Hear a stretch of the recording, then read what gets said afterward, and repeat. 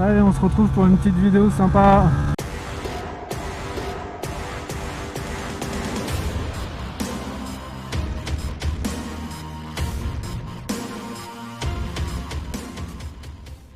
En fait, je voulais vous parler un peu de mon intercom, parce que mon intercom, je l'aime bien.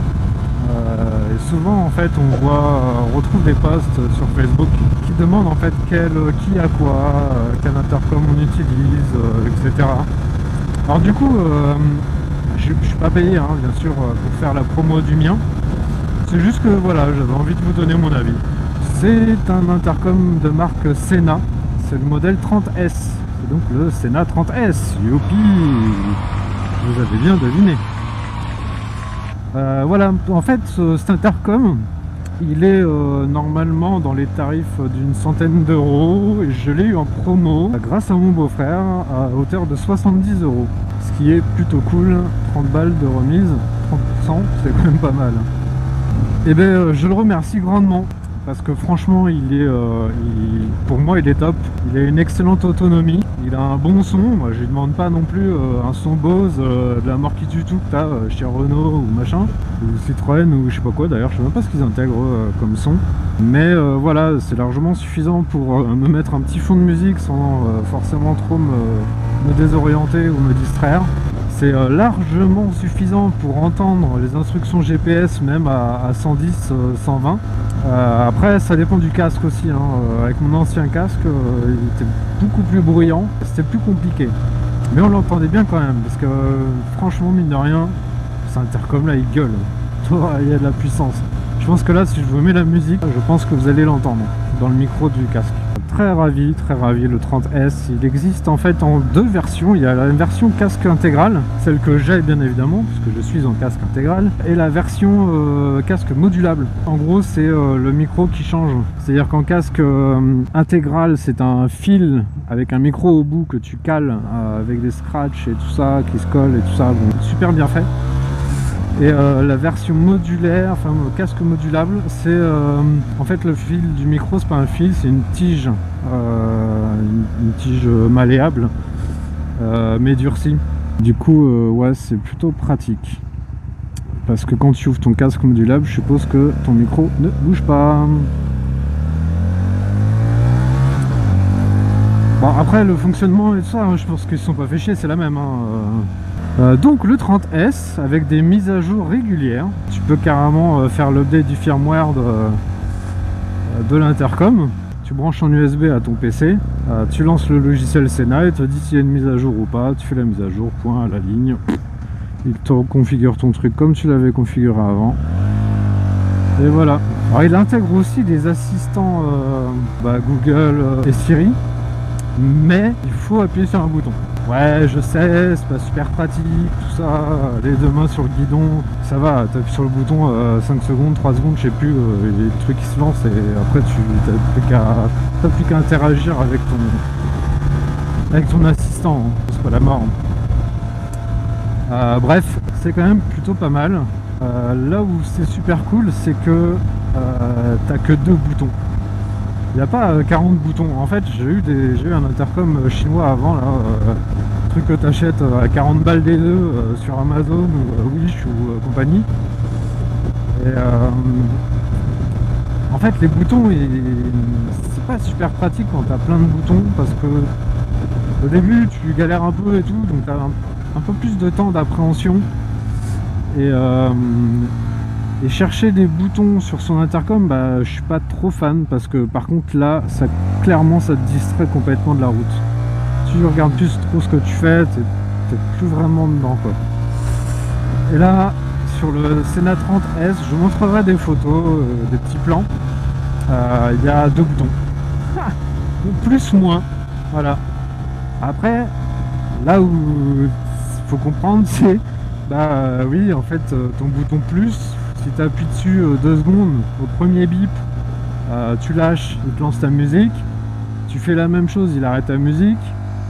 Tu appuies plus longtemps, 5 secondes, 3 secondes, je sais plus, au deuxième bip. Si tu lâches, c'est ça change de musique. Tu mets la musique suivante. Si tu laisses appuyer au deuxième bip, ça te lance ton assistant vocal. Donc ça te lance, pour moi c'est Google, hein. Moi je suis Android. Je suis pas un fanboy Apple. Et enfin voilà, bon, c'est pareil, c'est de la prise en main, mais au moins tu cherches pas tes boutons. Après, au niveau du micro, alors je m'écoute pas, je m'enregistre pas. En fait, si. J'enregistrais avant cette vidéo d'aujourd'hui, j'enregistrais en fait le son avec mon intercom en Bluetooth Android. En fait, en Bluetooth sur Android, quand tu enregistres sur un micro Bluetooth, pardon, tu as une limitation de 8 kilobits, 8 kHz, je sais plus, 8 bits, voilà, bref. Tu as une grosse limitation qui fait qu'en fait tu enregistres un son pourri. Ouais, je suis même pas sûr que ce soit... je pense que une cassette audio, ouais, alors ceux qui ont connu la cassette, je pense qu'une cassette c'est mieux. Pour vous dire un peu en fait l'enregistrement dégueulasse que ça fait d'enregistrer un micro Bluetooth avec Android. Je sais pas du tout si c'est possible sur Apple, je sais pas si ça le fait sur Apple, s'ils ont la même limitation ou pas. Mais ce serait un bel avantage pour eux en tout cas si ce serait pas le cas. J'ai personne derrière. Le freinage de ouf. Donc voilà, là j'ai changé le micro, j'espère que ça va le faire, on verra bien. J'enregistre toujours avec un smartphone, mais avec un micro cravate que j'ai acheté à 10 balles sur Amazon, que j'ai foutu dans le casque. Il y a un fil, ouais, je sais, c'est pas top. Mais le téléphone est dans ma poche intérieure. Je sais pas trop ce que ça donne en termes de sécurité. Quand je suis avec ma femme au téléphone, en général, en fait, elle est dans la voiture et moi je suis derrière ou devant en moto.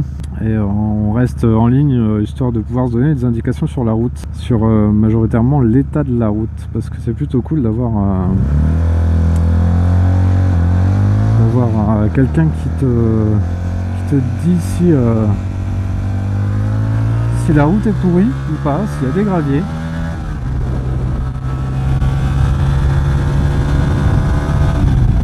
Ça te permet d'anticiper un max et ouais, franchement, alors je dirais pas que ça m'a sauvé la vie parce que je roule pas comme un débile non plus. Et pour le coup, ça me sauve pas la vie, mais c'est quand même pratique. Et bon, en tout cas, elle s'est pas plainte du micro, elle dit qu'elle m'entend très bien, même sur des portions à 110, 120. Donc logiquement, le micro est pas dégueu. Ensuite, ouais, l'autonomie. J'ai un gros point négatif quand même sur l'autonomie, c'est que c'est pas un super Bluetooth, ça doit être un Bluetooth 3 ou un Low Energy, je sais pas, mais du coup en fait il remonte pas le niveau de batterie de l'intercom.